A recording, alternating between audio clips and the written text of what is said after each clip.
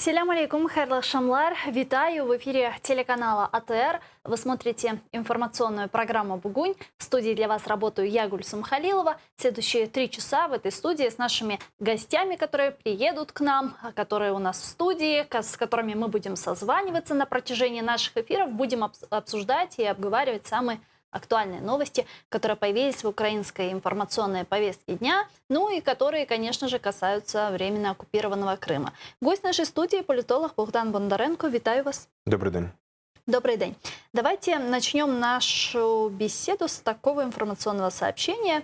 Президент Украины Владимир Зеленский в интервью «Украинской правде» рассказал, что с самого начала у него была идея сделать из Богдана генерального прокурора. Но впоследствии он заметил, что главу офиса власть портит, делает конфликтным.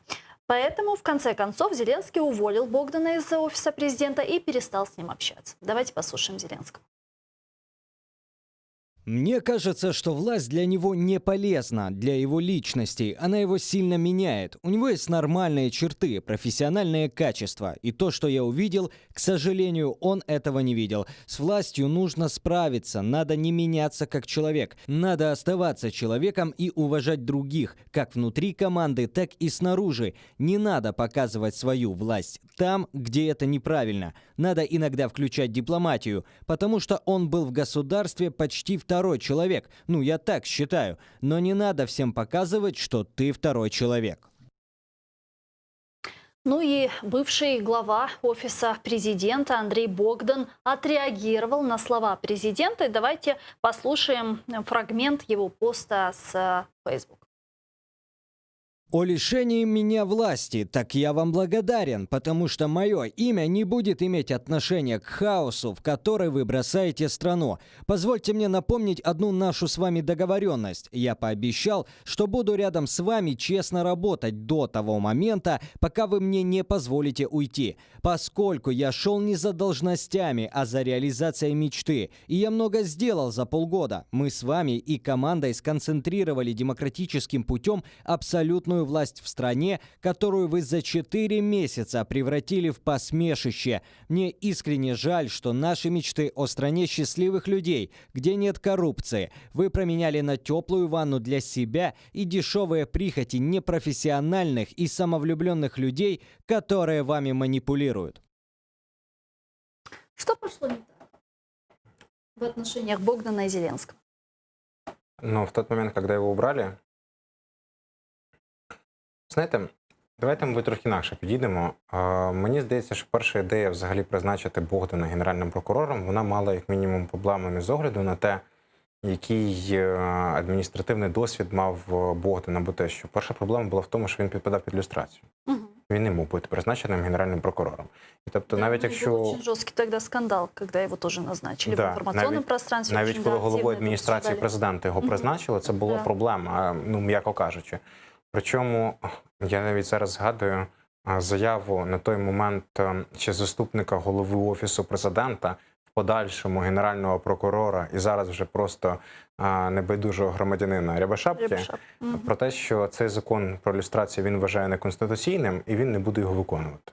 От була і тоді така заява навіть стосовно Богдана. Але це все більше зараз вже виглядає як лірикою або спогадами. Що пішло не так, важко сказати. Мені здається, це були апаратні історії всередині Офісу президента, які привели до того, до чого привели. Зміни очільника Офісу президента, і трапилось так, як трапилось. Але причини цього насправді вже на сьогоднішній день не є сильно актуальними. Тобто вже проїхали цей період, але є цікавішим інші обставини, які зараз виникають. І мені здається, Офісу президента на них варто звернути увагу, тому що це є це потенційно є великою проблемою, те, що зараз відбувається. Дивіться, чому Богдан, власне, почав відповідати на ці заяви президента, значення немає. Тобто через те, що Богдан скучив за увагою, чи через те, що він там вважає, що він це правильно поводить, це абсолютно не має зараз жодного значення. Значення має інша проблема. Те, що після, я думаю, що я не помилюся, якщо я скажу, що це з моменту звільнення Рябошапки почалися цікаві процеси. До того моменту, поки не прибрали Рябошапку, не відправили його у відставку, будь-яка особа, яка покидала команду з президента, будь-то Данилюк, будь-то Гончарук, будь-то менші за калібром політики, це відбувалось мовчки. Після того, ну тому що Данилюк, який давав свої інтерв'ю, він давав їх дуже обережно. Лише після того, як власне було звільнення Рябошапки, почалися більш жорсткіші інтерв'ю стосовно ролі Міжнародного валютного фонду в Україні, необхідності отримання кредитів і тому подібного. І взагалі навіть стосовно Служби безпеки. До того моменту розставання відбувалося мирно. А каким Ніхто не образом проговорив. Рябошапка на это все влиял? А Рябошапка ніяк не впливала. Просто в цей момент відбувся, коли Рябошапка пішов, він почав, в той момент відбулися кардинальні зміни. Вже тоді був прибраний попередній, Богдан, власне, очільник Офісу Президента, був прибраний. Рябошапка почав більше говорити в інтерв'ю, ніж це говорили до нього люди, яких було прибрано з посади. І зараз ми бачимо, власне, що це пішов сніжний ком. З цим треба щось в першу чергу Офісу Президента робити. Тому що це ненормально, коли люди, які насправді можуть сказати набагато більше, ніж оцей пост очільника Офісу Президента, в принципі, дозволяють собі починати говорити. Давайте сейчас подключим к нашей беседе Артема Бранжукова, політолога, заступника директора аналітичного центру «Політика». Вітаю вас. Вітаю. Да, что вы думаете относительно вот этого скандала между Зеленским и Богданом? Дивіться, треба сказати той факт, що багато хто упускає з виду, що у Зеленського і у Богдана є погляди взагалі на політику і на владу. Як то кажуть, то Богдан в час, коли він був головою ОП, то звів свого товариша та бізнес-партнера Вавриша, і завдяки якимось сірим схемам той отримав дозволи на будівництво багатоповерхівок у Києві. Вчора в новинах показали той факт, що до Богдана перейшло ДБР. І деякі інсайдери пов'язують вчорашню репліку Богдана саме з тим, що таким чином він намагається захистити свої бізнес-інтереси, натякаючи президенту, що в нього достатньо інформації для того, щоб, якщо не знищити, то сильно вдарити по суспільній довірі до президента загалом в Україні. Угу. Ну а вообще, вот если говорить глобально о нашей кадровой политике, почему так происходит? Вот мы видим постоянную смену,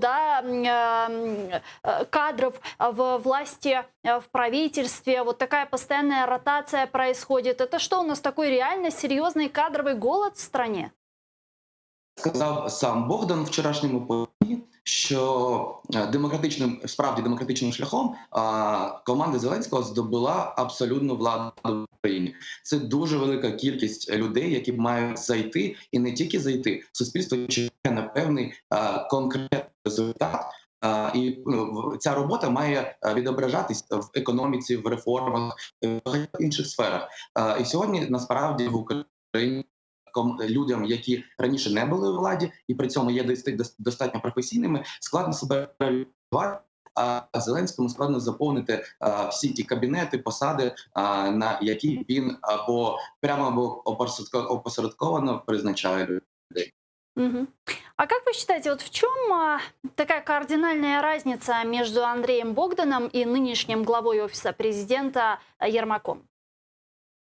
Коли Богдан був керівником ОП, то і в ЗМІ, і в суспільстві часто лунали припущення, що насправді першою людиною в Україні є не Зеленський, а всі основні рішення приймає Богдан. І сам Богдан дуже гарно підігрував цим фактам і цим розмовам.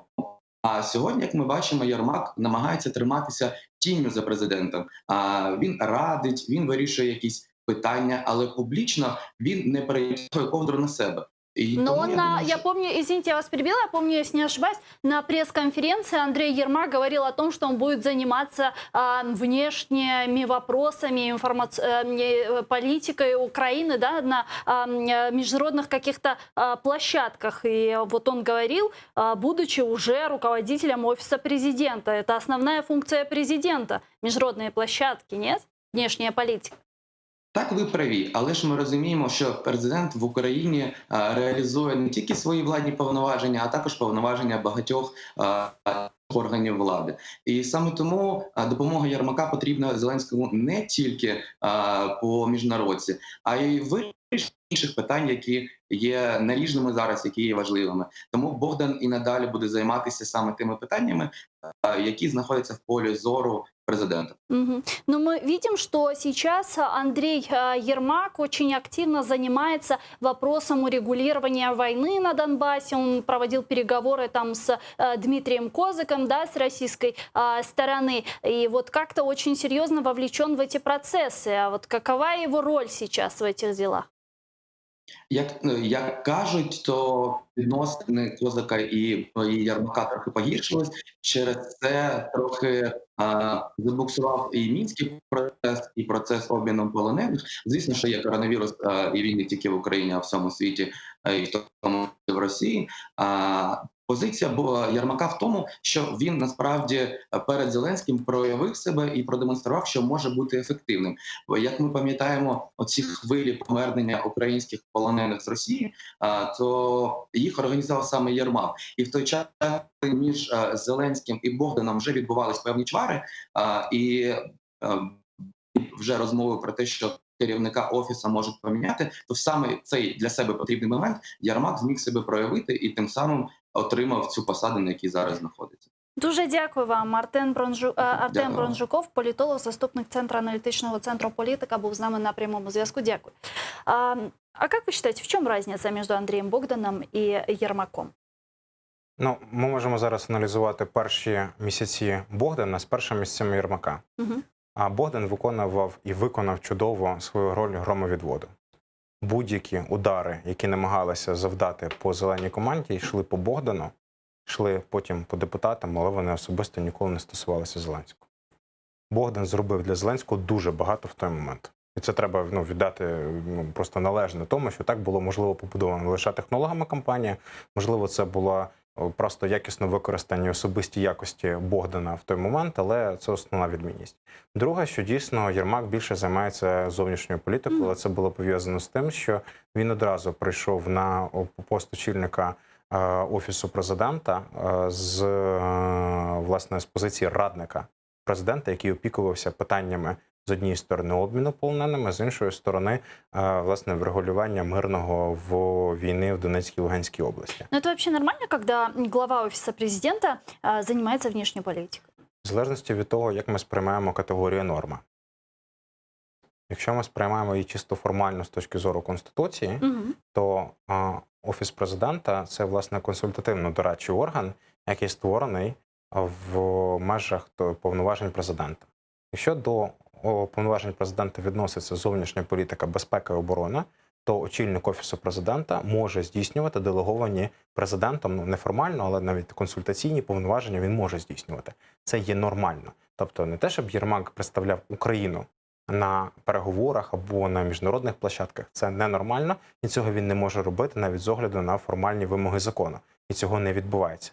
Але якщо ми говоримо про вплив Єрмака в плані як делегованого представника на якихось інших площадках, навіть по лінії з Козаком, то це є нормально. Набагато гірше, мені здається, питання, коли очільник Офісу президента починає займатися питаннями, які не віднесені до прямої компетенції президента. Проте, навіть незважаючи на це, в українській категорії норма це нормально. Тому що, на жаль, очільники Офісу президента, власне, були дійсно другими людьми після президента протягом тривалого проміжку часу. Це було за президентства Порошенка, менше, чесно кажучи, але не в силу того, що, власне, Офіс президента зменшив свої повноваження. Просто Порошенко менше віддавав навіть своїм очільникам Офісу президента. Януковича, це було за Ющенка, це було за Кучми. Тобто це було, на жаль. А насколько сегодня эффективно вы оцениваете деятельность Ермака во внешней политике нашей? Я просто вимушений зробити паузу, тому що я ніколи навіть в цьому вигляді не задумувався над Ну вот он питанням. переговоры ведет, да, с Дмитрием Козыком, по крайней мере, вел, хотя сейчас говорят, что у них отношения испортились. Я не знаю, чи вони зіпсувалися чи ні, просто в силу того, ви розумієте, на жаль, третім не присутній в тих відносинах, або на щастя, тут важко сказати. Єрмак починав переговори по цій лінії, як мінімум, з червня місяця. Причому там ще дуже цікаві є обставини, як це взагалі почалося, але з червня місяця. 12 липня, здається, було підписано спільне рішення в Парижі на рівні радників президентів країн Нормандської четвірки. Після того відбулося обмін, власне, 35 на 35. Після того відбулося розведення на декількох ділянках, якому дуже сильно супротивлялися всередині України. Після того відбулася нормандська зустріч. Як мінімум до цього моменту піврічну діяльність Єрмака як радника можна оцінювати неймовірно високими оцінками. Далі виникає питання, що відбулося після зустрічі в нормандському форматі. Після зустрічі в нормандському форматі поки що є проблеми по всім пунктам, по яким було спільне комюніке 9 грудня.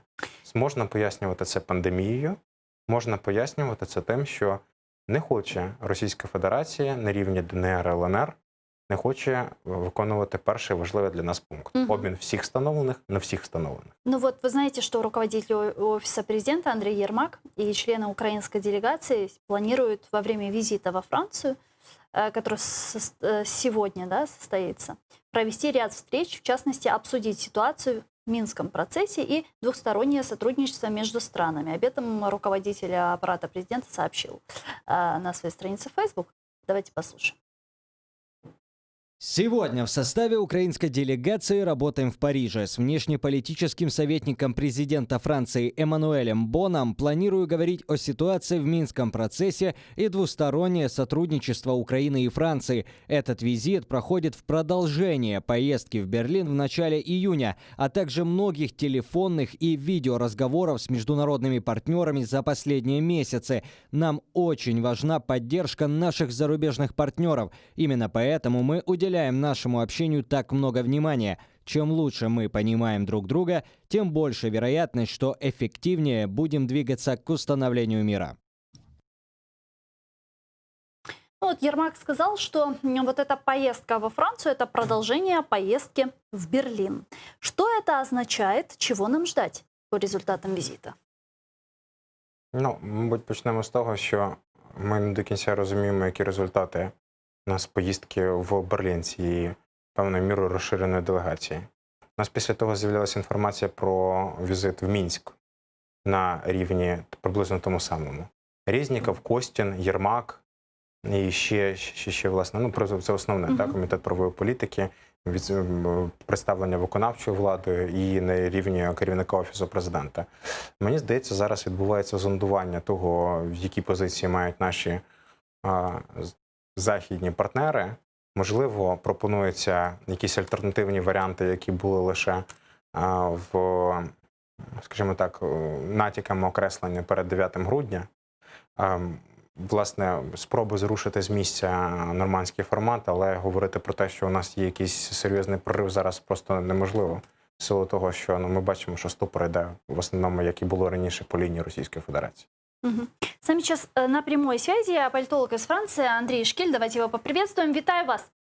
Витаю навзаєм. Витаю. Ну что ж, сегодня во Франции у вас, значит, наш глава Офиса президента Андрей Ермак с членами украинской делегации. Каковы ваши ожидания от переговоров сегодня во Франции?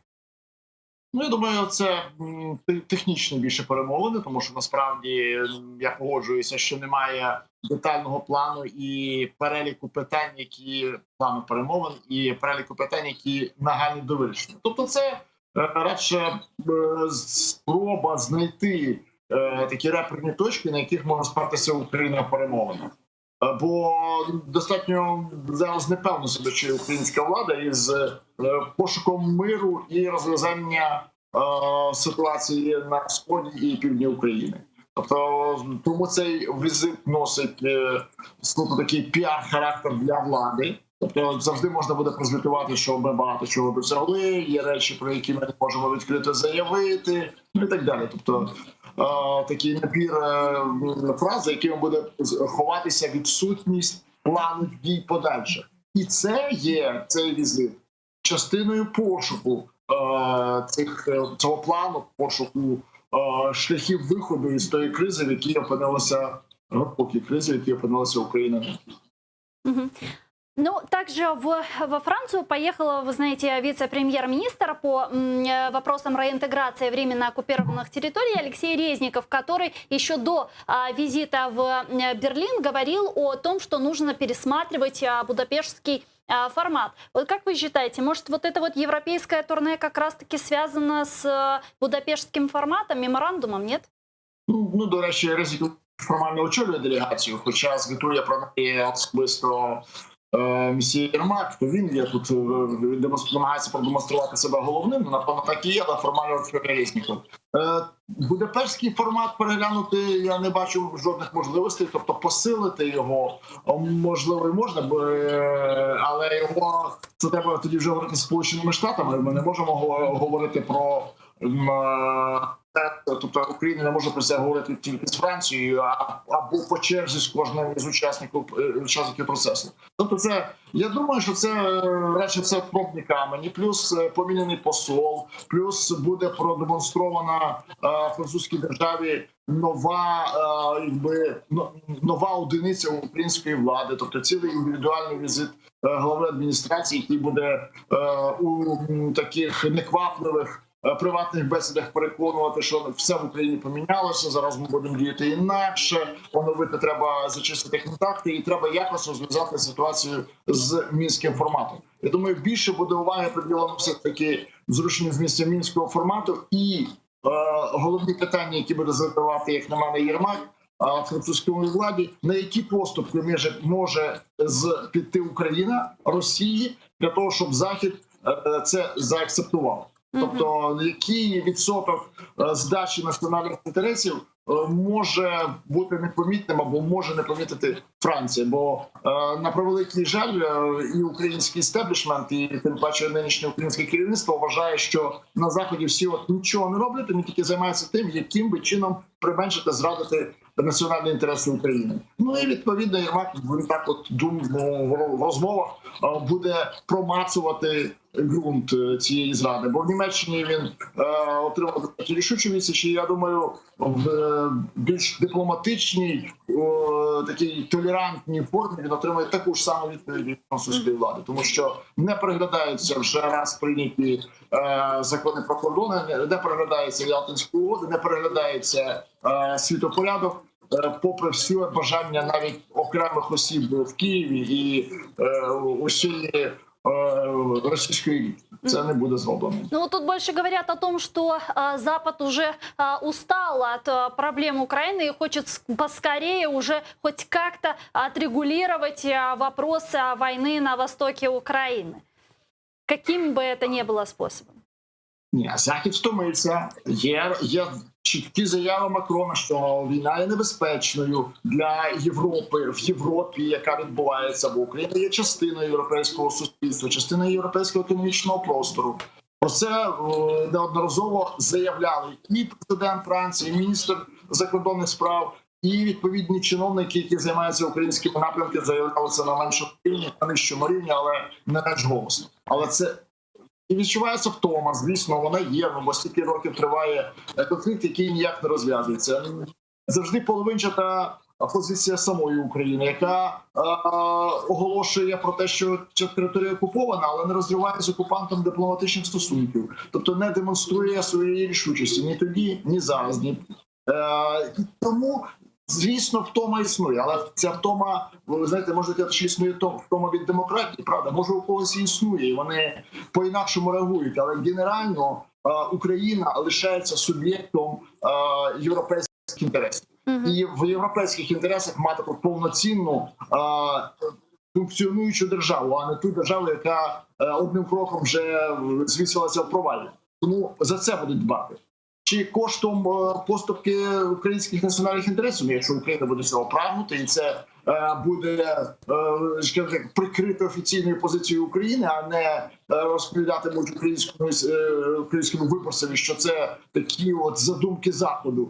Нас змусили, ми повинні були це зробити, бо інакше нас не зрозуміють. В цю гру Захід реально втомився грати. Він втомився бути поганим поліцейським у цій ситуації, коли реальним окупантом і реальним поліцейським, реальним поганим персонажем є Кремль і Москва. Ну тому перебирати на себе ще хоча б частинку цих негативів ніхто не хоче. Ну, понимает ли это Макрон? Потому что вы помните, на Мюнхенской конференции по безопасности Макрон сказал, что он хочет покончить с изоляцией и отчужденностью вот, Российской Федерации. И он фактически сказал, что верит, что Москва необходима для обеспечения мира и безопасности Европейского Союза, и без взаимодействия с большим соседом ЕС не защитить. Ну, він це сказав трошки по-інакшому, що це небезпечна ізоляція є Росії, небезпечною для Європи. І це правда. І тут не можна сперечатися, тому що це абсолютно правда, бо такий ізольований сусід просто може почати війну. І він дуже з великою ймовірністю може її почати знову. Раз почав і може почати знову. Тому ізоляція, тобто незвертання уваги, затискання її в вузьких рамках Росії, є справді з точки зору і Макрона, і Франції, і Європейського Союзу небезпечно. Діалог треба вести.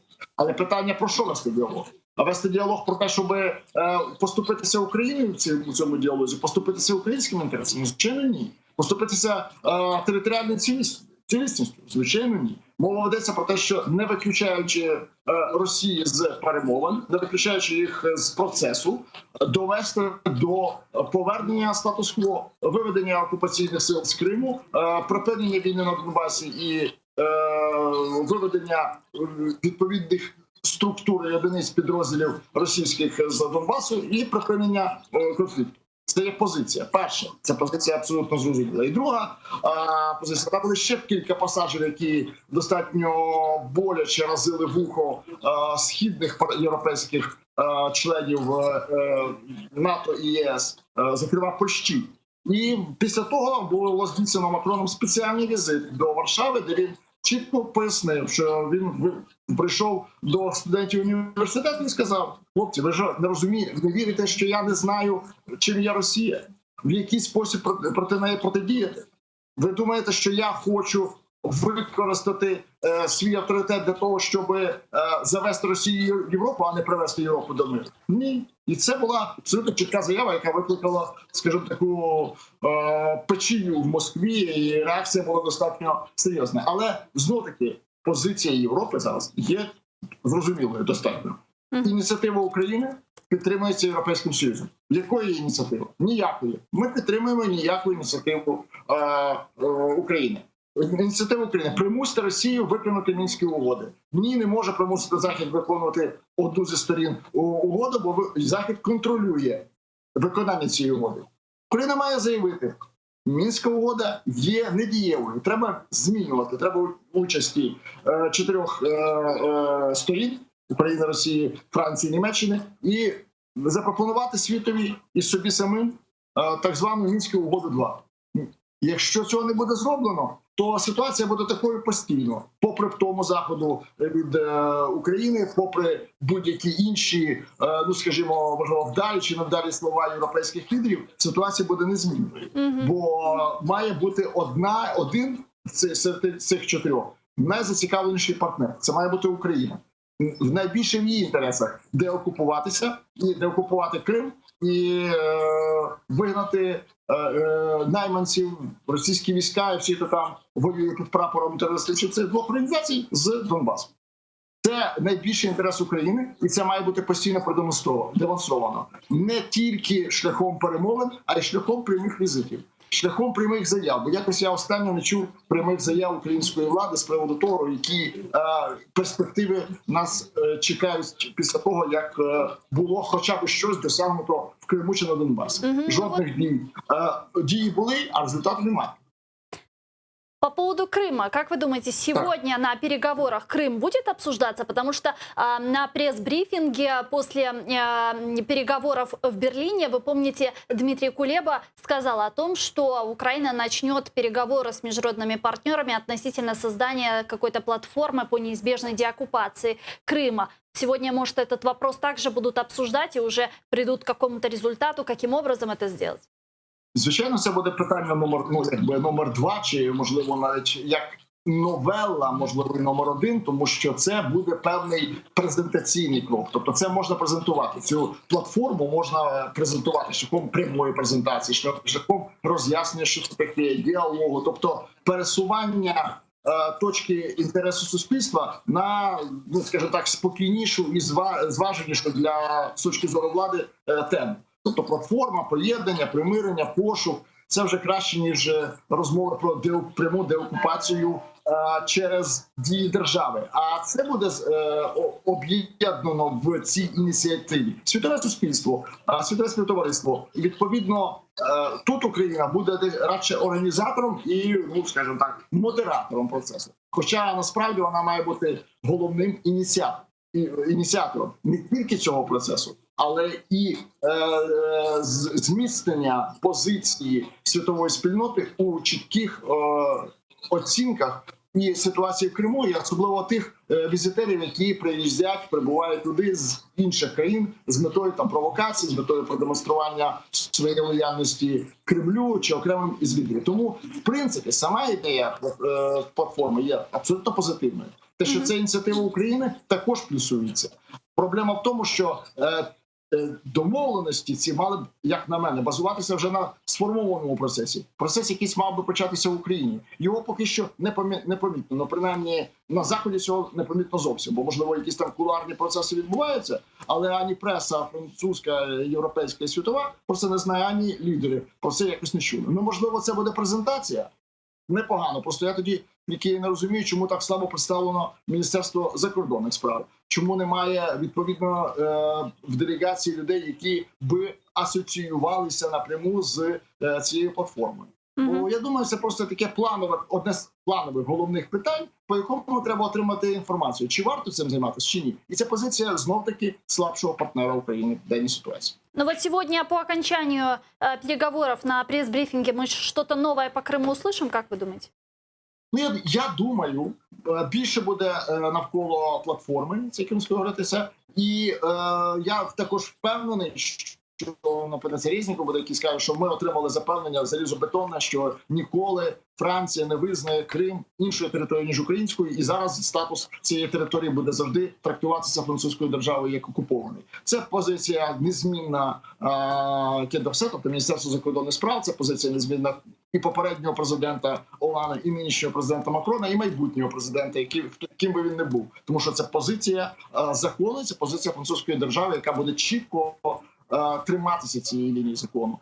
І тут ще дуже важливо, що і Макрон, і Франція зараз демонструють себе як новими лідерами європейськими. Тобто зараз після Європейського Союзу, ми будемо казати точніше, бо Англія покинула європейський корабель, і Франція лишилася єдиною ядерною державою на території Європейського Союзу і найпотужнішою армією нині. Ну, якщо не брати до уваги Туреччини, бо називати Туреччину повністю європейською державою може тільки з натяжки. Вона є тільки членом НАТО. Тому Макрону зараз дуже важливі подібні ініціативи, приїзди. І головне тільки, він як людина ділова, любить не робити такі штамповані візити чи штамповані процеси, а результативні. Якщо це буде, скажімо так, пахнути результатом, Франція буде дуже активним партнером в Україні тут. По Криму в першу чергу, бо кримське питання, властиво, воно найменше висвітлюється в Франції.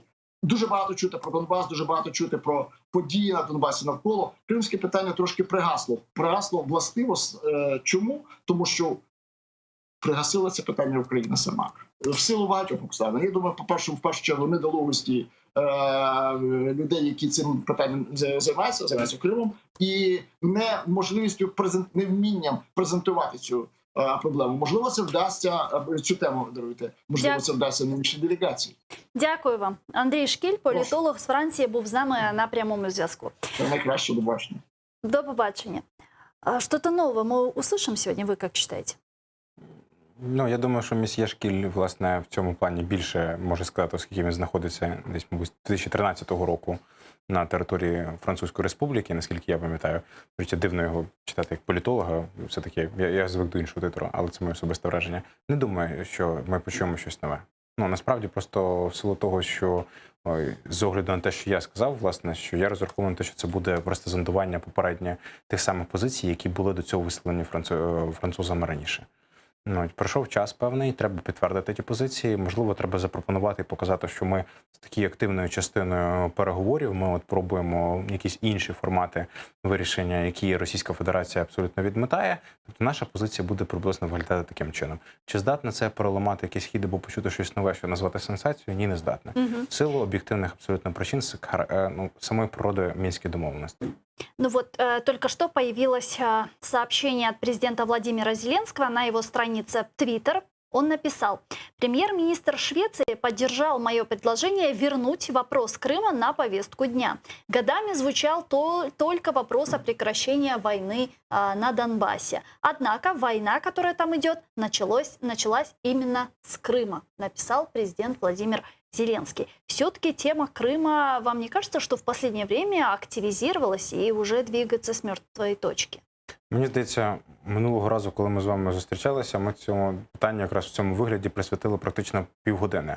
От просто, щоб не повторюватися, я, власне, скажу, що я повністю підтримую ініціативу Зеленського будь-яким чином повернути Крим в процес переговорів в будь-якому вигляді, просто навіть як інформаційний привід.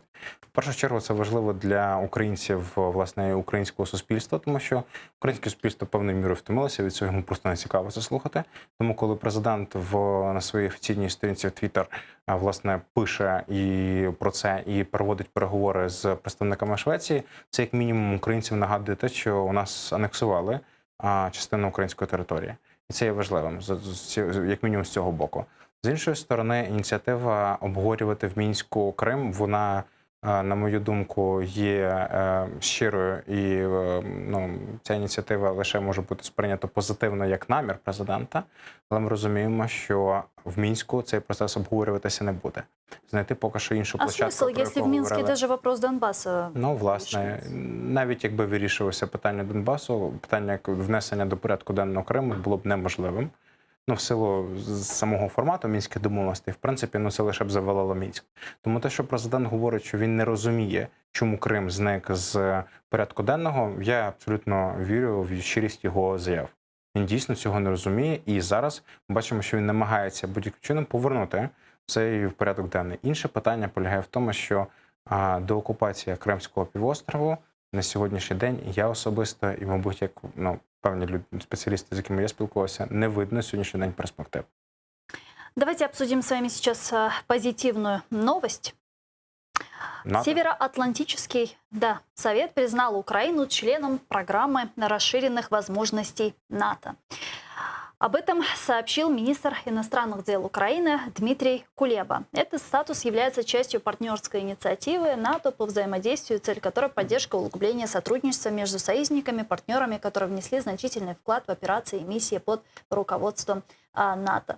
Ну а сам премьер-министр написал, что этот день настал. Я искренне благодарен нашим партнерам в Альянсе, благодаря которым это решение стало возможным. Украина, наконец, получила статус партнера с расширенных возможностей НАТО. Мы делаем друг друга сильнее вместе, написал Дмитрий Кулеба. Что это для нас означает? Что теперь за этим должно последовать? Насправді ніякого там критичного, якогось якісного видозміну в відносинах з НАТО після цього не відбувається, але це нам дає додаткові можливості, власне, покращувати свою військову інфраструктуру в Україні, тобто і більш тісно взаємодіяти з Альянсом. Наскільки я розумію, що діяльність міністра профільного закордонних справ в цій частині, вона була, м'яко кажучи, сталою і, в принципі, успішною. Попередні візити в Угорщину, з огляду на, знову-таки, навіть офіційні заяви самого міністра, зараз показують те, що певний результат є. Тому що ми говорили про те, що навіть просто участь в парламентській асамблеї НАТО блокувалася з боку Угорщини. Зараз, можливо, щось нам вдалося звідти вибити, щоб угорці стали більш поступливішими. В принципі, це і є дипломатія. Очікувати, що завтра, точно не треба оцінювати це як вступ в НАТО. Ну, це приближає на перспективу вступлення нас в НАТО? Це, безумовно, є кроком вперед, просто питання треба давати відповідь собі і чіткий звіт в тому, що основне навіть питання можливості теоретичної входу в Альянс, воно, безумовно, має серйозну політичну складову, найважливішу, але якщо ми не будемо відповідати критеріям, навіть політична складова нам не допоможе. Україні самі треба зробити багато чого з чисто технічних речей, пов'язаних і з власне реформою армії, і з законодавством про національну безпеку для того, щоб це стало можливим. Мгм. Ну а насколько вот сейчас наша армия соответствует для вступления в НАТО? Насколько? Я, на жаль, не є спеціалістом з військової тематики, користуюся виключно чужою аналітикою. Мгм. Наскільки я розумію, що нам ще працювати. Так, м'яко кажучи. А с политической точки зрения, что это означает? Вот у нас же есть враг, да, Российская Федерация. С политической точки зрения, что вот какой посыл, какой месседж мы даем? Я не думаю, що це якийсь серйозний посил чи меседж, тому що навіть якщо ми тільки що подивимось, що ми обговорювали позицію Франції, та точніше місьє Шкіль обговорював цю частину, то, власне, ми ж не розглядаємо це в трохи ширшому контексті. Питання політики наших західних партнерів стосовно Російської Федерації, воно визначається не лише війною в Україні, чи анексією, в Донецькій, Луганській області, чи анексією Криму. Це, власне, набагато ширша історія, яка пов'язана із іншими гравцями геополітичними, найсерйознішими, якими є Сполучені Штати Америки і Китай. Тобто це абсолютно трансформація як частково регіональних порядків, так і світового. Тому Україна це лише є однією з цих складових. І, власне, чи можна говорити про те, що від цього НАТО якийсь дає посил серйозній Російській Федерації? Ні, цього просто не відбувається. Мгм. Це наші внутрішні питання, нам дали цю частину, окей, ми просто, це наша можливість, яку ми можемо або використати, або не використати. Давайте к следующей теме. Глава Министерства иностранных дел Украины Дмитрий Кулеба на заседании министров иностранных дел Европейской народной партии подчеркнул необходимость усиления санкционного давления на Российскую Федерацию в связи с продолжающимися и новыми грубыми нарушениями России прав человека и международного права в оккупированном Крыму. Также он отметил недопустимость намерений Москвы незаконно организовать на полуострове референдум по изменениям в Конституцию Российской Федерации. Давайте послушаем цитату. Отмечаем недопустимость намерений Москвы незаконно организовать на полуострове референдум по изменениям в Конституцию России. Для того, чтобы реально изменить ситуацию, международное политическое, военное и экономическое давление на Москву должно усиливаться и становиться более сплоченным. И так должно продолжаться до полной деоккупации Крыма. Ну, вот такое заявление мы услышали Дмитрия Кулебы, министра иностранных дел, относительно необходимости усиления санкционного давления на Российскую Федерацию. Потому что в Крыму, вы знаете, репрессии против коренного народа продолжаются, и большинство политических заключенных – это крымские татары. Как мы можем защищать права наших граждан на территории временно оккупированного Крыма? На жаль, відповідь буде достатньо сумною – ніяк. Об'єктивно, у нас цього не виходить робити, тому що, власне, здійснення судової влади на території півострову – це одна із складових здійснення державної влади. Якщо ми якимось чином будемо заважати, і Російська Федерація буде погоджуватися з тим, що ми зможемо впливати на, власне, судилище на території РФ, то, власне, вони будуть підривати легітимність для себе, власне, і легальність анексії Кримського півострову. Тому цього не відбувається. Яким чином захищати додатково, крім просто мусолення цього питання на різних міжнародних площадках, наслідком чого буде потенційно в подальшому, такі, які вікна можливості, як було влітку, 35/35, то інших варіантів просто не існує. А стосовно необхідності посилювати санкції, ми розуміємо, що насправді мова йде про те, що на сьогоднішній день є необхідність зберігати ці санкції, які існують.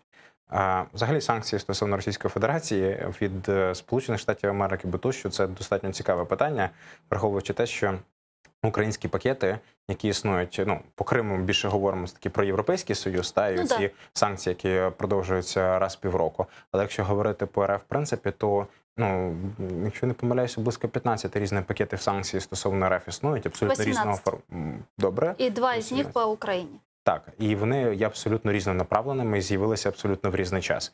Тому, мені здається, це трохи, питання взагалі санкційного режиму стосовно Російської Федерації, воно не визначається Україною. Тобто ми лише частково є приводом для того, щоб ці санкції існували. І це не є ні погано, ні добре. Просто ми в межах цього склавшогося порядку маємо використовувати це так, щоб Крим і навіть і Донецьк, Луганськ просто були додатковим приводом, як інформаційний, знову я перепрошую, вже, мабуть, тавтологія, третій раз речення повторюю слово, але приводом для того, щоб просто не зникати з інформаційної площадки. Буде це як варіант для введення санкцій, окей, продовжуємо. Зараз важливіше для того, щоб вони просто існували. Ну а как нужно разговаривать с нашими западными партнерами, чтобы санкции не просто удерживать вот такие, которые они сейчас есть в отношении Российской Федерации? Мы же видим, что они не приводят к желаемому результату, не приводят к освобождению наших территорий. Но как нужно нам говорить? Возможно, какие аргументы должна приносить Украина нашим западным партнерам, чтобы убедить их более жестко реагировать на действия Российской Федерации и принимать более жесткие меры? Ми розуміємо, що санкції, які вводяться відносно Російської Федерації, вони все одно так чи інакше бумерангом б'ють по тим країнам, які їх вводять.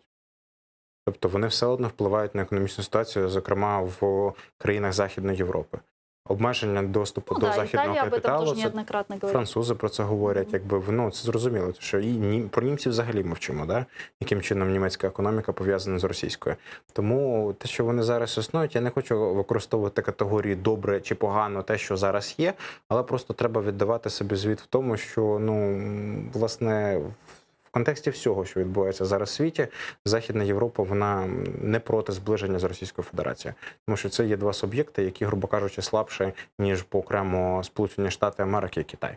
Вони не хочуть існувати в тому розділеному вигляді, в якому вони на сьогоднішній день існують, тому що Трамп, власне, висловився в 2018 році, що проблеми Західної Європи – це проблеми Західної Європи, і США не готові виступати тим гарантом, яким вони виступали після воєнного часу, весь цей період. Да, він говорив, що не хоче бути мировим жандармом. Це, до речі, проявляється не просто в заяві. Ми бачили це і в конкретних діях стосовно відсотків, власне, воєнних бюджетів по підтримці Північно-Атлантичного альянсу. По податковій реформі Трампа це так само відображалося. Це, насправді, є складовою національної безпеки. Тому всі ці речі поставили перед тим самим Макроном, про якого ми сьогодні вже не одного розгадували завдяки цьому месьє, то... Власне, так, ці питання є, і зближення Російською Федерацією є потенційно варіантом для Західної Європи. Але наше завдання, нам важливо, щоб цього не відбулося. І ті межі, які у нас є, власне, для цього ми використовуємо. Ми просто голосно кричимо. Вы помните, недавно было заявление экс-спецпредставителя Государственного департамента по вопросам Украины Курта Волкера, который сказал, и он осудил недостаток действий Франции и Германии в отношении Украины, в отношении Российской Федерации, и как раз-таки на это в том числе влияет его отставка. Мені здається, певною мірою, що... Почему у нас до сих пор, як ви думаєте, нет спецпредставителя? Спецпредставник – це, відповідно, до Курта Волкера нами займався цілий віце-президент. А Курт Волкер – це, на наших рамках ми, мабуть, це називали б як керівник департаменту Міністерства закордонних справ в Україні. Ось приблизно, мабуть, така роль спеціального представника Держдепу Сполучених Штатів Америки в Україні. Тобто він був окремо виділений з певного міністерства. Да, але зараз взагалі нікого немає. Це ж ви розумієте, пов'язано не з, в першу чергу це пов'язано не з тим, що Сполучені Штати Америки вважають, що не потрібен там, наприклад, посол в Україні, чи вони вважають, що це не потрібно з Російською Федерацією вирішувати. Це ж внутрішня історія між демократами і республіканцями в Сполучених Штатах Америки.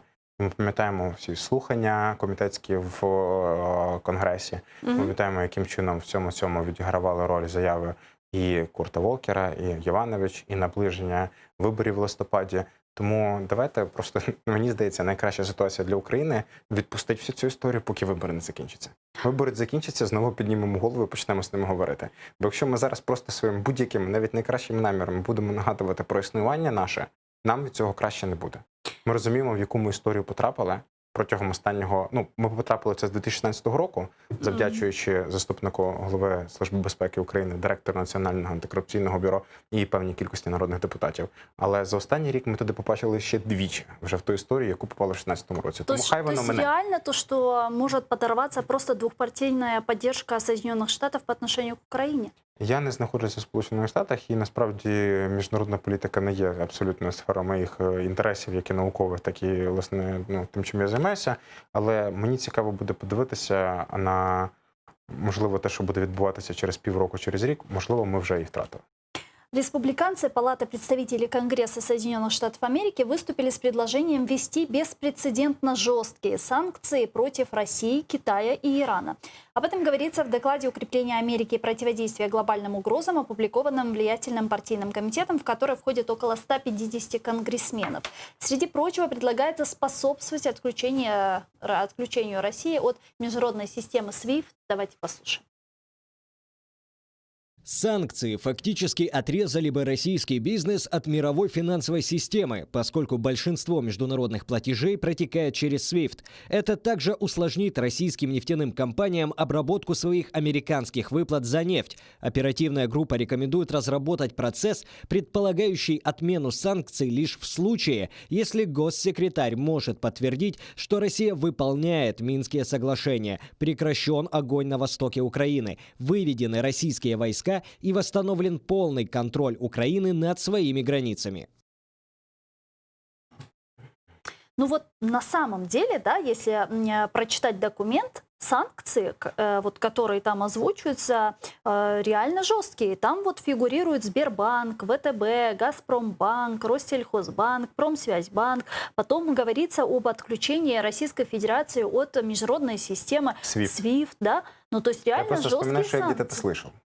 И да, мы все это слышали года 2, может быть, назад, когда появились санкции на сайте Белого дома, их назвали драконовскими. Помните, Так. еще адские санкции были, потом еще хуже, еще хуже. Вот сейчас Я навіть опять. пам'ятаю, це було на рівні законопроєктів, поданих конгресменами.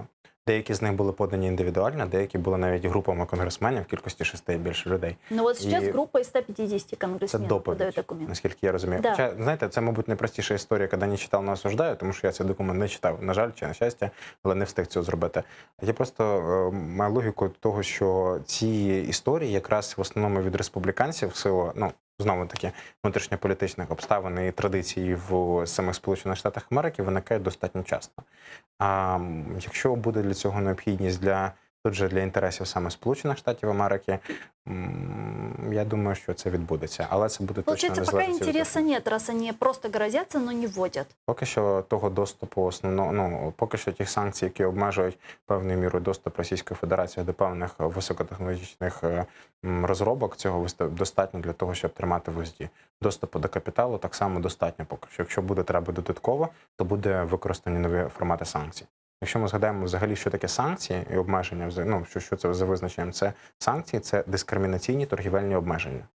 Тобто це те, що ніяким чином не сприймає Світова організація торгівлі тощо, але це ті речі, які застосовуються в ручному режимі з будь-яким приводом, навіть самим найкращим, як стосовно України, стосовно іншого суб'єкта, і обмежується його так само або військова, або економічна певна діяльність. Тобто це є боротьба, це те, що ми називаємо realpolitics. І якби, досвід взаємодії штатів з Російською Федерацією, якщо це можна назвати взаємодією вертикальне спущення нагайкою, де як це відбувається по відношенню до РФ достатньо давно, показує те, що ці санкції, якщо треба, буде введений 19-й, і 20-й, 21-й пакет. Можливо, деякі, як було, якщо не помиляюся, стосовно Союзу Радянських Соціалістичних Республік, якраз десь в 2010 році переставав діяти пакет санкцій, ну, в 2010-му, то що РФ виступили його, власне, правонаступником. І ледь не одразу після того, через 3 місяці, схожим форматом вийшов в акт Магнітського. Тобто всі ці речі, вони, якщо треба, приводи будуть. І знаєте, просто Російська Федерація такі чудові хлопці, що вони завжди дадуть привід для того, щоб застосувати до них санкції. Ну, і, на жаль, на мою особисту думку, як громадянина України, людини, яка має паспорт український, то недостатні санкції, які б хотілося б. Але ми розуміємо, що природа санкцій не в тому, що Російська Федерація зробила щось погане, що безумовно і так, а в тому, що, власне, це йде боротьба між іншими державами. А как вы думаете, что может сделать Российская Федерация, чтобы Соединенные Штаты ввели именно такие жесткие санкции? Власне, важко сказати. Мені здається, що Російська Федерація вже зробила достатньо. Вже всім було визнано того, що післявоєнний порядок в Європі вже був порушений росіянами, тобто і Крим, і Донецьк, і Луганськ цьому є підтвердженням. Можливо, від Грузії ніхто не почав Россия на рахувати. территории Европейского Союза применила оружие массового поражения. Хімічну зброю маєте на увазі. Да. Так, тобто тут величезна кількість речей, але насправді це втручання в внутрішні справи іншої держави так чи інакше відбувалося під час холодної війни. Але тут мова йде про те, що власне на рівні, коли ми говоримо про держави, то основним таким найпершим характеристикою, яка і найпростішою визначення держави, це є територіальна її цілісність, да, і її, власне, кордони. То порушення кордонів відбулося в 2008-2014 роках. Тобто в 2008-му на це звернули мало увагу, ну, тому що Грузія, вона десь там, ну, десь збоку, да, і цього здавалося, ну, нічого страшного. А в 2014 році більш серйозніше це сприйняли, коли мова йшла стосовно України. Тому що росіяни зробили, вони вже зробили достатньо для того, щоб показати, що і післявоєнний порядок, і навіть те, що в себе, ну, активно Кісінджер прописував, то, власне, порушення цих вестфальських принципів, вони вже відбулися неодноразово. А почему тогда в 2014-м Америка не отреагировала более жестко? Можна розглядати Не це через ввела в призму Черное того, море яка свой була... шестой флот, например. Ну, вони не повинні були цього зробити. Ну, якщо ми очікуємо того, Почему? що... Они же гарантировали нам территориальную целостность. Правильно. Якщо ми розраховуємо на те, що...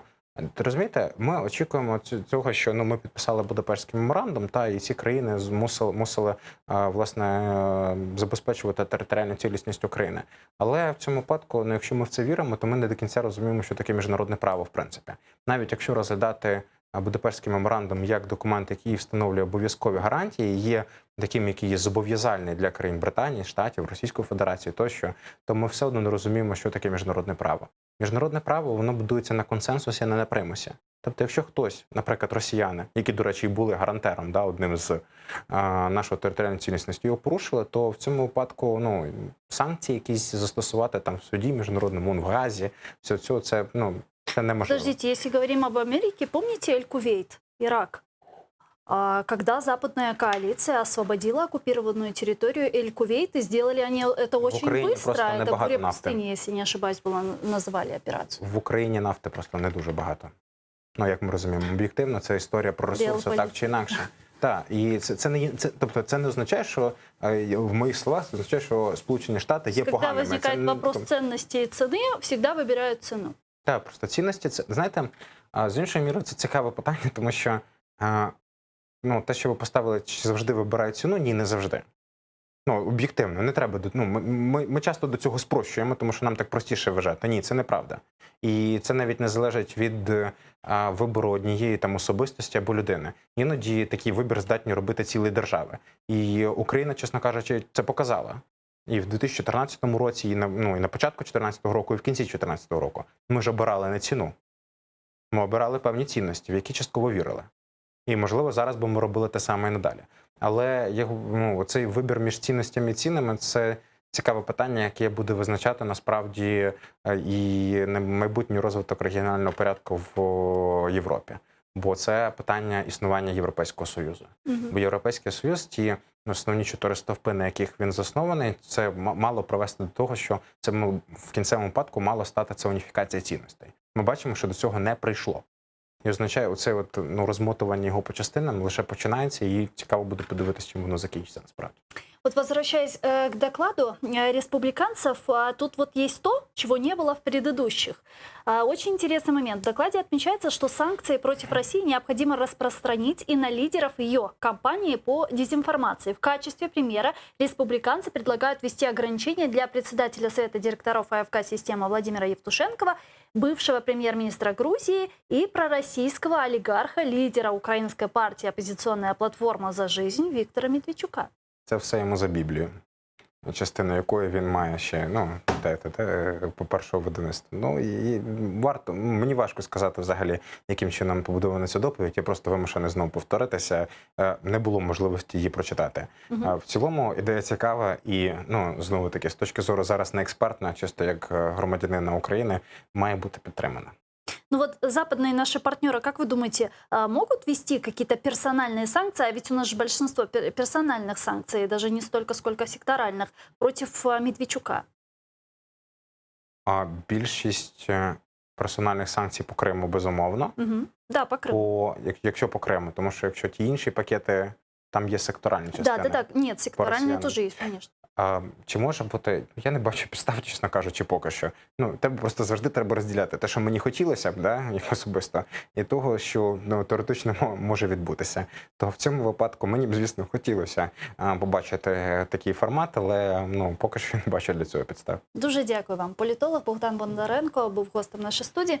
А мы не прощаемся, а прерываемся буквально через 30 секунд. Смотрите информационную программу «Заман», и через 10 минут в этой студии будем продолжать обсуждать самые актуальные новости с нашими гостями. Коршкевич.